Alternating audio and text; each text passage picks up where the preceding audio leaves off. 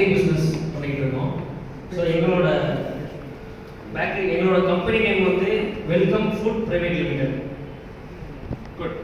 தென் பிராண்டோட நேம் வந்து cake de cafe. So எங்களோட பிராண்ட் நேம் வந்து அது கேக் டி கெஃபே. ரொம்ப பெருசாக இருக்க மாதிரி இருக்கு. அதுதான் கொஞ்சம் சின்னதாக்கி நெஸ்லே, அமுல், சாக்லேட்டு அப்படின்னு எதாவது கொண்டு வந்தால் இன்னும் வாயில் நல்லா பேர் வரும். அப்படி யோசிக்கலாம். அடுத்து ஸோ எங்களோட கேக் டி கெஃபே வந்து உங்களோட பார்லர் பிரைவேட் லிமிடெட். இப்போ 2 விஷயம் இருக்குது. இப்போ புதுசாக வருது. கம்பெனி பேர் வந்து வெல்கம் ஃபுட்ன்றது. வச்சிருக்கக்கூடிய கடைக்கு கேக் டி கெஃபேன்றது. இப்போ இது மாதிரியான பேக்கெட் பண்ணி விற்கிறாருல கேக்குக்கு, அதுக்கு வேறு பேர் வைக்கலாம். இப்போ எப்படி ஒரு உதாரணத்துக்கு மில்கி மிஸ்ட் இருக்கும், அவங்களோட பன்னீருக்கு ஒரு பேர், அவங்களுடைய அந்த அந்த ஐஸ்கிரீம் கொடுக்குறாங்கல்ல அதுக்கு ஒரு பேர், அப்படின்றப்ப 3 பேர் யோசிக்கலாம். யோசிச்சு வச்சாருன்னா பேக்கெட்டில் போட்டால் அது பிராண்ட் நேம் வேறு, பேக்கெட்டில் போடாமல் ஒரு பார்லர் வச்சிருக்காருல. இப்போ நம்மலாம் ஃப்ரான்ச்சைசி எடுக்கணும்னு வச்சுக்கோங்க. இவர் சொல்கிறார் கம்பி தானே எனக்கு ஓசியில் ஃப்ரான்ச்சைசி கொடுக்குறான்னு கேட்காம 5 லட்ச ரூபா கொடுக்குறோம் ஃப்ரான்ச்சைசி கொடுக்கணும் கொடுத்துருவார். அப்போ அந்த ஃப்ரான்ச்சைசிக்கு கேக் டி கெஃபே வச்சுக்கணும் பேர். உள்ள இருக்கக்கூடிய பேக் பண்ணி எடுக்கிறோம்ல அதுக்கு வேற பேர் வைக்கணும். இவர் கம்பெனி ரெஜிஸ்டர் பண்ணிருக்காருல்ல அது வெல்கம் பேர். ஸோ இப்படி யோசிக்கலாம். ஓகேவா? உங்க கடையை வந்து ஃப்ரான்ச்சைசி எப்படி கொடுக்கலான்னு பார்ப்போம். அதை யோசிக்கலாம். அது நாங்கள் பிளான் பண்ணி தருவோம். சார் எங்களோட மந்த்லி டார்கெட் வந்து 6 lakhs சார். ஸோ அதை எப்படி நாங்கள் அச்சீவ் பண்ணுறோம்னா ஃபர்ஸ்ட் இப்போ எவ்வளோ பண்ணுறீங்க சார் கிட்ட மாதிரி? இப்போ 15 சார். இப்போ 15 பண்ணுறீங்க. Per day 15 lakhs sir. Per day 15,000. எங்க ஜிம்மு சார் எங்க ஜிம்மு சார்?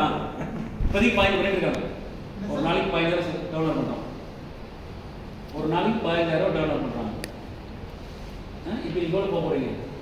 இப்போ 20 பர் டே 20 சார். 20 போகலாம் இல்லையா? 15க்கு 5,000 கூடுறோம். இன்ஃப்ராஸ்ட்ரக்சர் மட்டும் கொஞ்சம் உட்கார மாதிரி பண்ணாங்கன்னா நம்ம போதும். நீங்களாம் என்ன பண்ணுங்க, இனிமேல் ஒவ்வொருத்தர் பிஸ்னஸை போய் பாருங்க. டைம் கிடைக்கும் போது நான் மதுரைக்கு வரேன், விருதுநகர் வரேன், திருமங்கலம் வரேன். நான் ஃபுல் டைம் ஜிம் வச்சிருக்கேன். மார்னிங் 5:30 ஓபன் பண்ணா நைட் அப்படிலாம் வர முடியாதுன்னா நாங்கள் யாரும் வர மாட்டோம். உங்களுக்கு கஸ்டமரையும் நம்ம வர வேணாம்னு சொல்லுவோம். எப்போவுமே ஞாபகம் வச்சுக்கோங்க, கொடுத்தாதான் கிடைக்கும். நான் கொடுக்க மாட்டேன் எனக்கு கிடைக்கணும்னா கிடைக்கவே கிடைக்காது. நாங்கள் 10 கஸ்டமர் சொல்லுவோம், ஐயா இருந்தாலும் சும்மா அங்கே போவே போகாத நாங்களே சொல்லுவோம். அதுக்காக ஒழுங்காக வந்து வாருங்க. ஒரு இண்டஸ்ட்ரி பார்க்குற பழகு. நான் சொல்கிறதெல்லாம் அதாவது எப்படி நாலடியார் 4 வரியில் சொன்னார், திருக்குறள் 2 வரியில் உங்களுக்கு எழுதி கொடுத்தாருன்ற மாதிரி நாங்கள் ஒரு வரியில் சொல்லி பழகிக்கிறேன். நெக்ஸ்ட் ஸோ அதில் 5,000 எக்ஸ்ட்ரா அச்சீவ் பண்ணுறதுக்கு என்ன தேவையில்லை. எக்ஸ்ட்ரா டெஃபினட்டாக 5,000 அச்சீவ் பண்ணலாம். எனக்கு அது முக்கியம் இல்லை. 30,000 40,000 ஜாஸ்தி வரதான் தான் எனக்கு பேசணும். 5,000 தான் கொடுக்க போறியா? ஆமாம் சார். இப்போ டைம் கொஞ்சம் கொஞ்சமாக அடுத்து ஸோ அதை வச்சு நம்ம வந்து என்ன பண்ணோம்னா ஃபியூச்சர் வந்து என்ன பண்ண போகிறோம்னா இது நிறையா வந்து ஆர்கானிக் ஃபுட்ஸை வந்து நம்ம வந்து இம்ப்ளூவ் பண்ணணும் சார்.